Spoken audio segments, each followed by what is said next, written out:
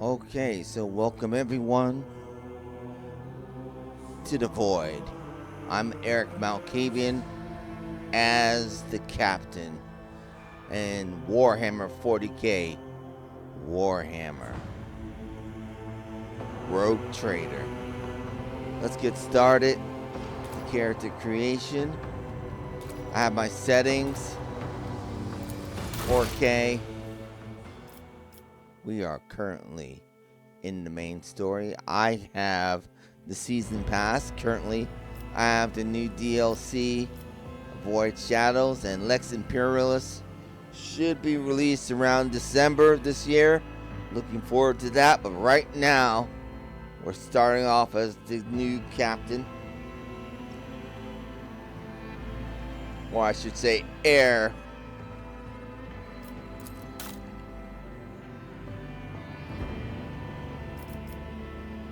I've been thinking about daring.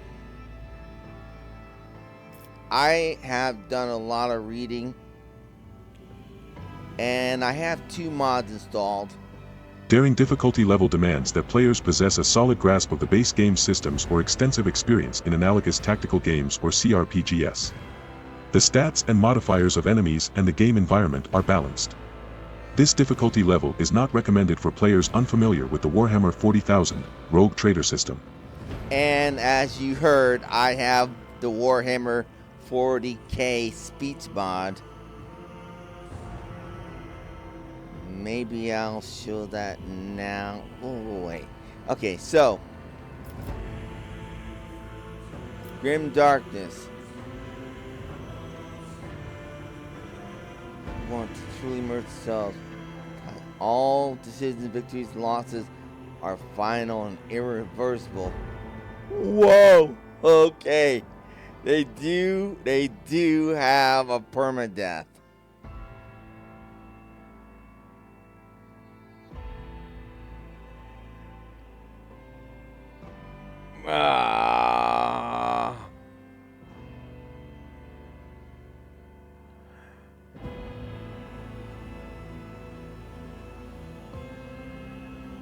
I best not. I'm extremely tempted to do it because I love permadeath, but I just don't think I can survive. I just don't think this is extremely, I mean, when I say extremely difficult CRPG, this is the pinnacle. I played Baldur's Gate. I played Pillars of Eternity. I played Neverwinter Nights 1 and 2, and this is the most difficult. One, because of my somewhat familiarity, but more of a lack of familiarity with the Warhammer 40K world. I'm currently reading the Void King Rogue Trader novel by Mark Collins. I had to think about that one. And I have read the Rogue Trader trilogy, or listened to it, I should say, because I like listening to audiobooks. Rogue Star, Star Damocles, and the final book in that series. So I've started to familiarize myself with the Rogue Trader light. We'll see how we do. Let's get started. All right. Gender, background, and more. You can also choose from a wide variety of combat, social, and technical skills and abilities which determine how your character interacts with the world and what kind of challenges they are capable of overcoming. Finally, you can choose your character's archetype. Each archetype path offers its own unique set of opportunities and challenges, so choose wisely. With all of these customization options at your fingertips, you can create a truly one-of-a-kind rogue trader and embark on an adventure unlike any other in the world of Warhammer 40,000. There you have it. Okay. So I love that mod.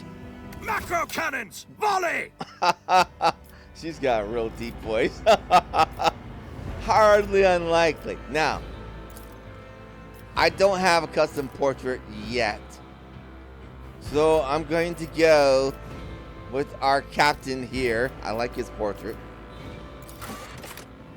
We do need to work on our appearance. So give me a chance to work this all out, and I will be right back.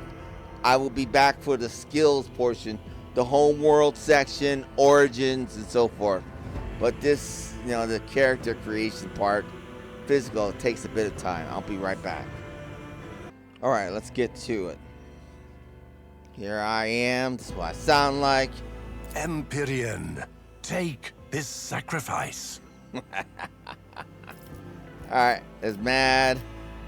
Crazy guy. The death's hand reaches for me. My supremacy is proven once again. It's a bit too much. Time to reap the spoils of the battle. Deliver their demise. Excellence matters. Yeah, no. There. Unleash the storm of Malkavian. Unleash the fury! I like that. There we go. Alrighty.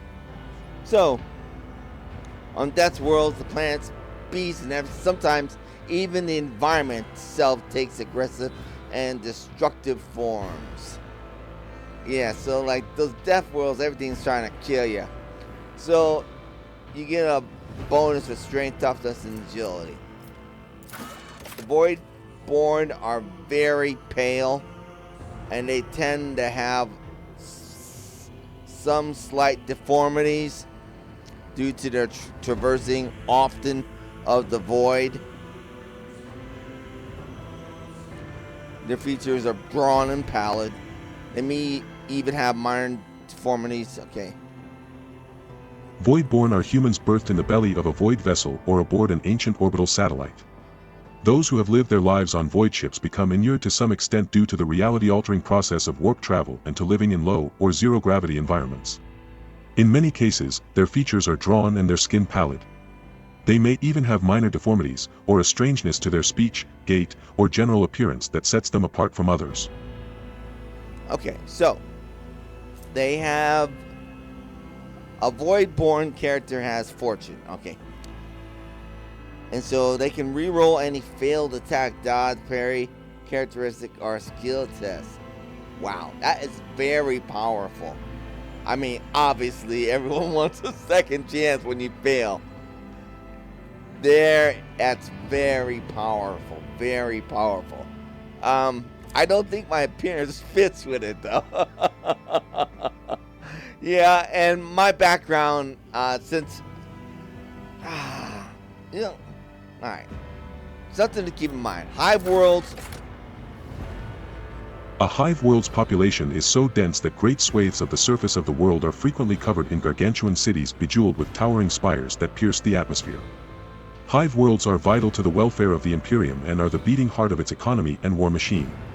They produce munitions for the Emperor's armies in vast manufactories, mine valuable minerals, and refine fuel for the Imperial Navy.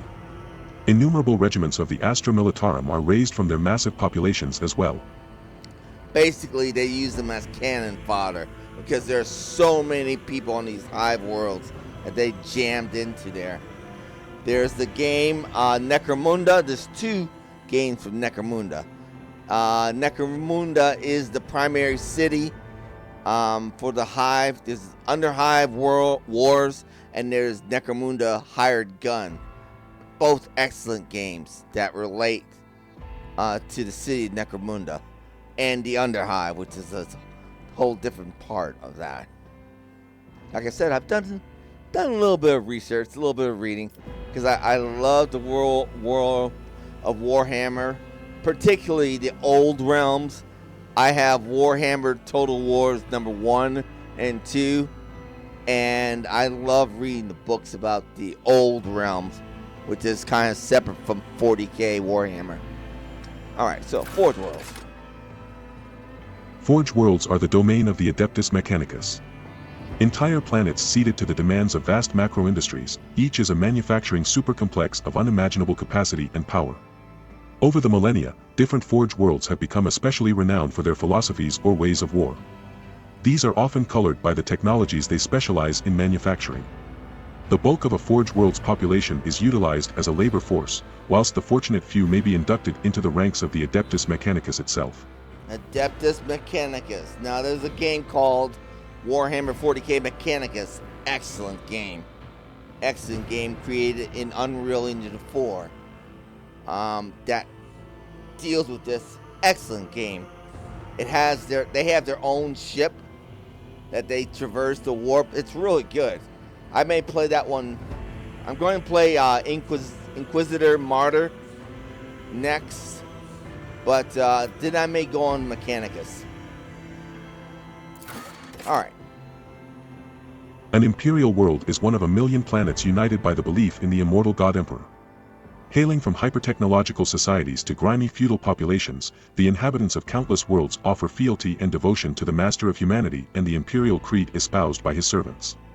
The designation imperial world encompasses a vast array of wholly dissimilar worlds that are, nevertheless, part of the Imperium.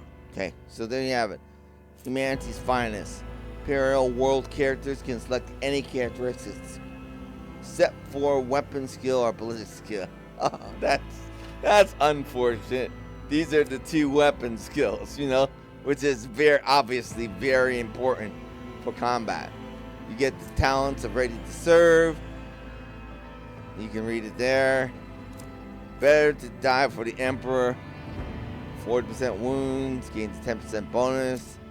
No heresy. Okay. So your lore, you've become really ignorant. In other words, you don't know anything besides what they tell you. So you have no knowledge of any lore. Of the Xenos, which are the aliens, and the warp. You just don't know about them because you've been brainwashed. Doing my part. I did want to do my part. Okay. No character has the same archetype, right?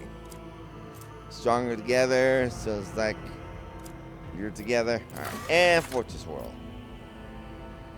Fortress worlds are planets where the entire populace is immersed in warfare. They constantly train for the day that they may be called upon to defend the Imperium, a charge they solemnly uphold. Fortress worlds are established as bulwarks against the enemy. Every citizen is a soldier, trained to fight from the moment they can handle a weapon. Ah, screw it, man. This is where I'm from.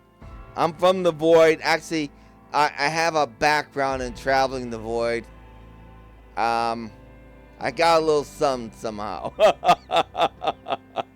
So there we go.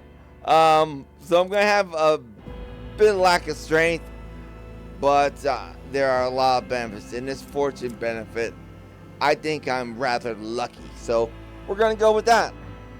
The Imperial Guard is the primary fighting force of the Imperium and the first line of defense from the myriad threats that endanger the existence of humanity in the 41st millennium.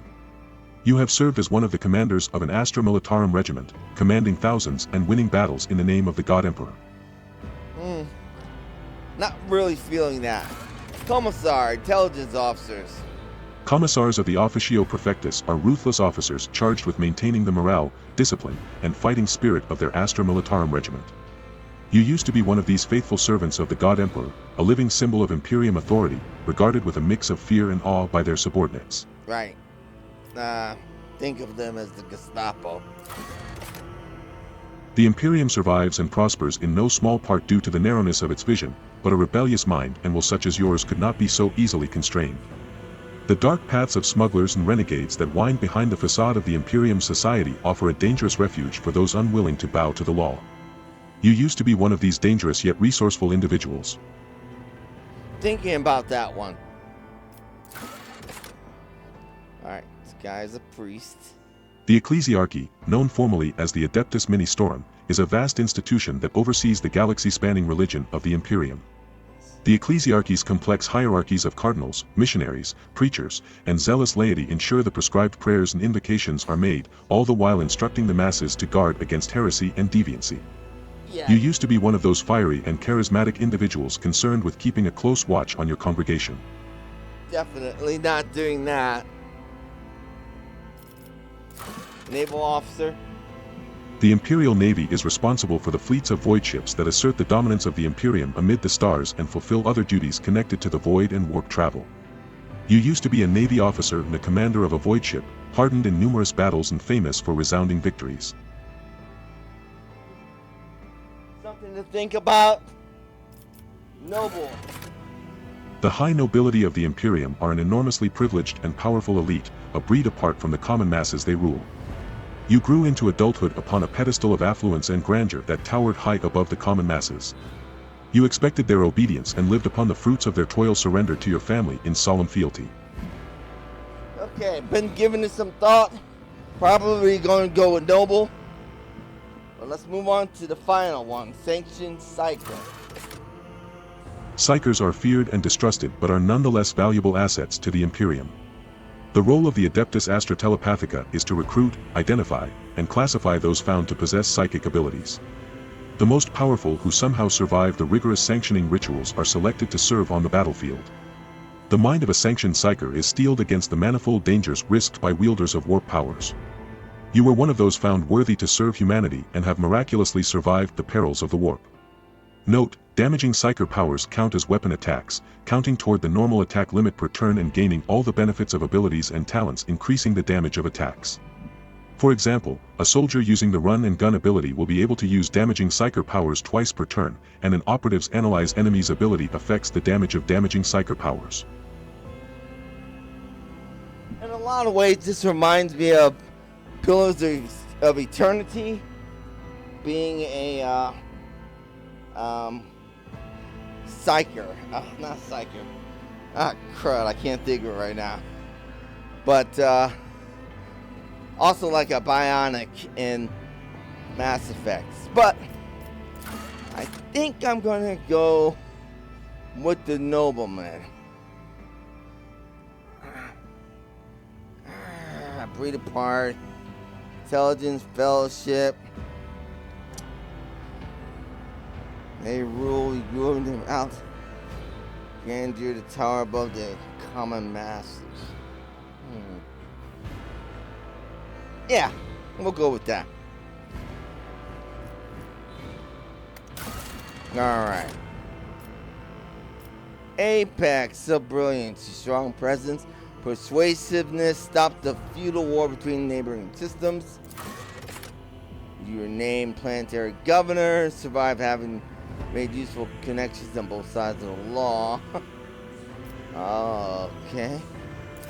Feats of greatness, you had a rival noble house reputation destroyed and its members exiled from the sector.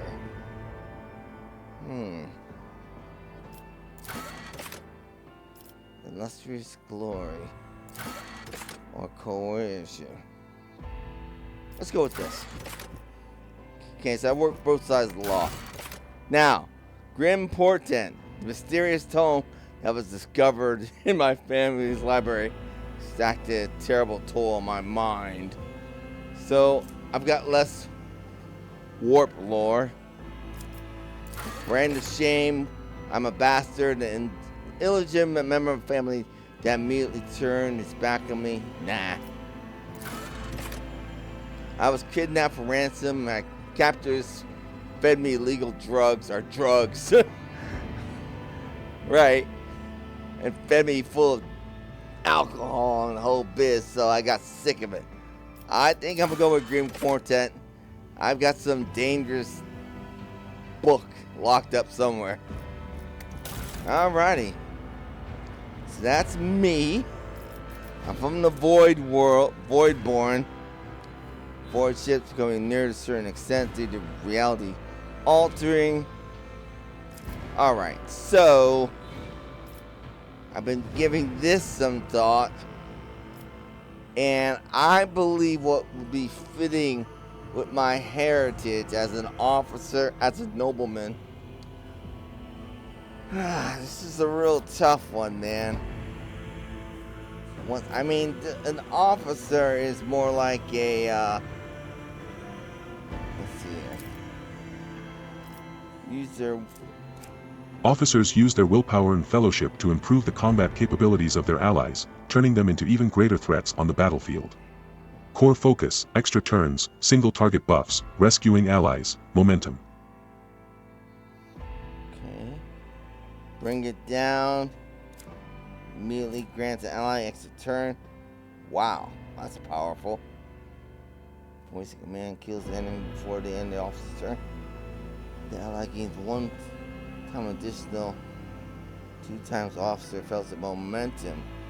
Momentum is okay. If you're able, momentum occurs. You increase it by good things happening, killing enemies off.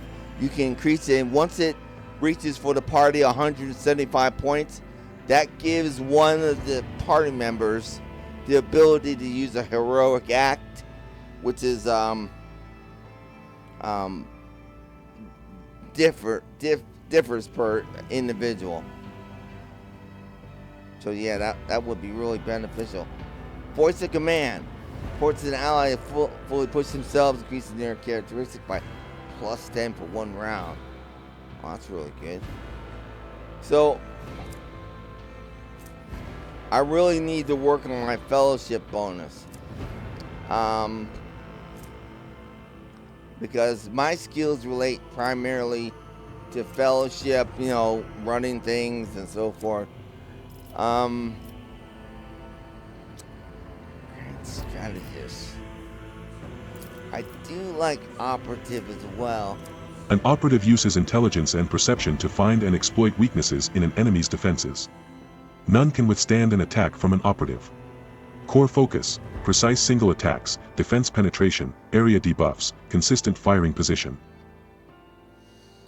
It's really hard to choose, man. Analyze enemies. Okay. All exploits from the target. Decreasing the target's dodge. I'm just trying to think what would be fitting for someone born on a void ship. I mean, they would have to have leadership skills. Since I'm a noble, I could be a warrior. Warrior's kind of restrictive. They're just out there fighting. Soldier, the same thing. And soldiers are primarily from that Astra. I can't think of it. Blade dancers, I mean, that's a possibility. But they're primarily focused on things such as that.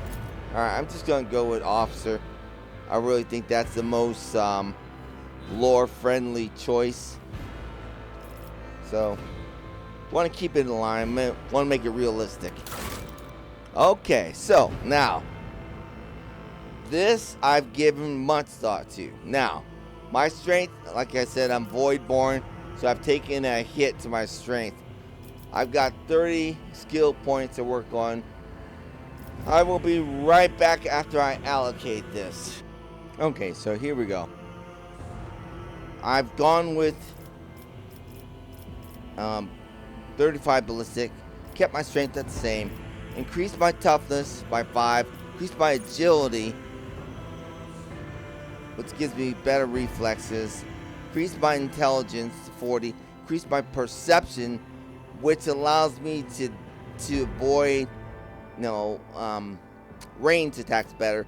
Willpower kept the same, and fellowship I increased to 40 because that's a primary skill for me as an officer. Alright, let's continue. Now, here's our beautiful sword class frigate named Patient Fortune. Love that name. Let's find out more about her. Of course, all ships are women. Love it. The Sword-class frigate is a classic void ship design, proven in thousands of battles, combining decent firepower, high speed, and respectable survivability. Estimated dimensions, 1.6 kilometers in length, 0.3 kilometers abeam at the fins, approximate. Estimated tonnage, 6 megatons, approximate. Estimated number of souls, 26,000, approximate. The Von Valancius flagship is the mightiest void ship belonging to the Von Valancius dynasty. Every system aboard this frigate has been tried and tested in innumerable engagements. Its weapons and turrets deliver hard-hitting volleys with pinpoint accuracy. Its plasma drives are rugged yet reliable in extreme conditions. The flagship's size and maneuverability are perfect for pursuing smaller, faster raiders and for hunting the countless pirates, xenos, and heretics in the Corona's expanse.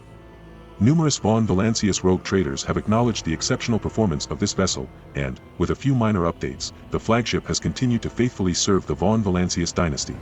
I look forward to upgrading this vessel. If and when I do become its captain. Now,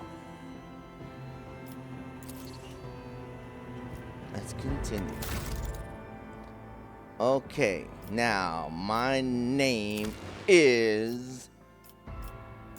No.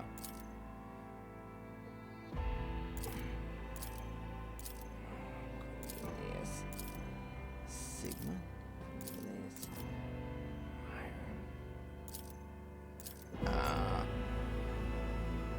Okay, let's just,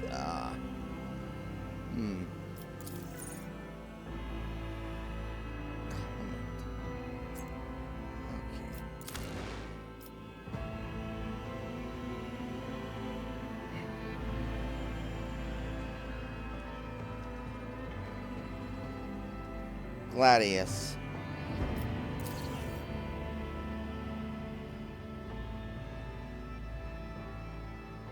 So here are my skills. You serve me. Head upon the throat.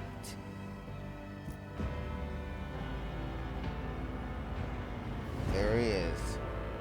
Now, I do have the toy box mod installed, so I can change the camera angle, and will be changing the camera angle to a more closer to third-person view, so that we can see things that you could never see at the normal camera. So let's begin.